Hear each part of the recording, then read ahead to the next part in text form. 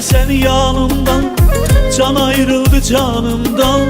Düştü ruhum taqətdən, yoruldum bu həsrətdən. Həsrətinlə gözlər yaş, səni sevməzdim mən kaş. Çünki sən ilk müddətdən eşqi saldın qiymətdən. Tuturam eşqimi ancaq baha mən, səni tapşırıram tək Allaha mən. Bu şəhərdən baş götürüb daha mən gedirəm. Əl üzüb hər bir şeydən soyuyub, özümü bu soyuqluqdan qorub, bu şəhərdə xatirələrimi qoyub gedirəm.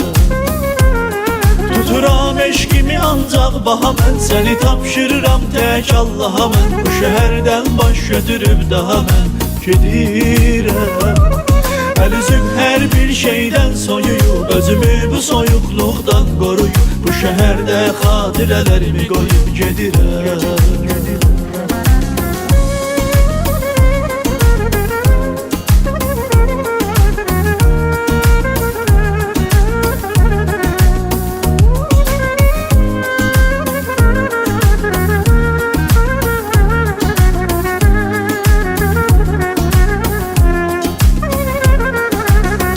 Keçəcək sənsiz illər, səndən qalan şəkillər.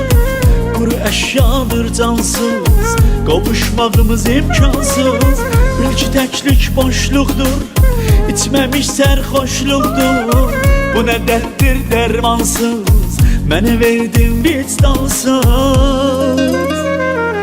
Tuturam eşqimi ancaq baha mən, səni tapşırıram tək Allaha mən. Bu şəhərdən baş götürüb daha mən gedirəm. Əl üzüb hər bir şeydən soyuyub, özümü bu soyuqluqdan qoruyub, bu şəhərdə xatirələrimi qoyub gedirəm. Tuturam eşqimi ancaq baha mən, səni tapşırıram tək Allaha mən. Bu şəhərdən baş götürüb daha mən gedirəm. Əl üzüb hər bir şeydən soyuyub, özümü bu soyuqluqdan qoruyub, bu şəhərdə xatirələrimi qoyub gedirəm. Tuturam eşqimi ancaq baha mən, səni tapşırıram tək Allaha mən. Bu şəhərdən baş götürüb daha mən gedirəm.